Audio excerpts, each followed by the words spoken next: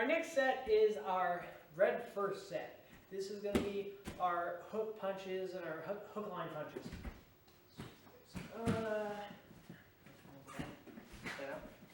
Our first one, she's going to punch. I'm going to move, hook, right angle. Don't let your arm get away from you, right? No, his ankle.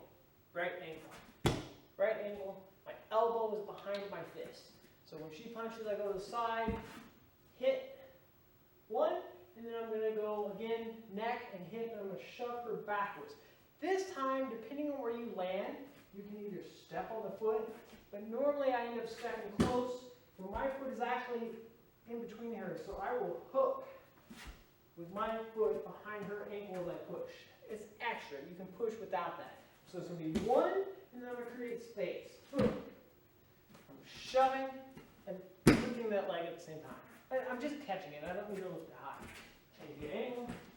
It's going to punch. It's going to be one sideways hook and shove.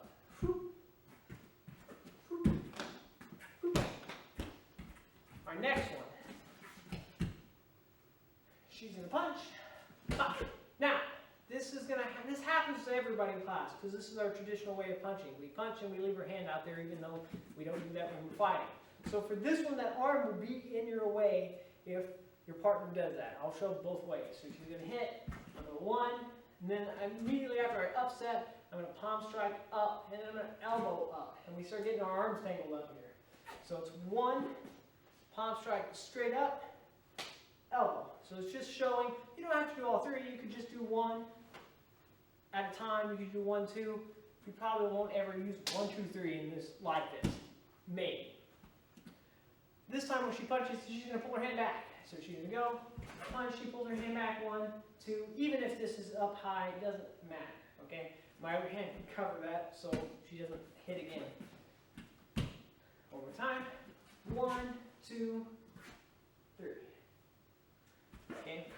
Our last one of the set is going to be with her left hand striking. She's going to punch.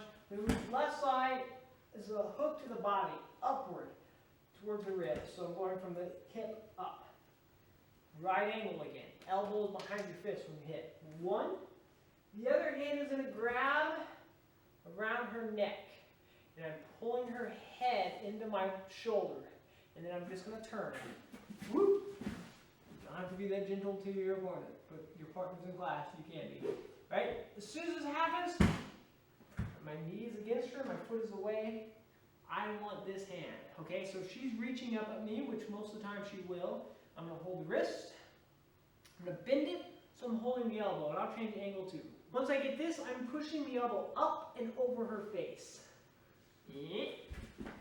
Okay, and then it goes behind the back, and I can even put my knee on that hand, but the point is I've got her in a very controlled position.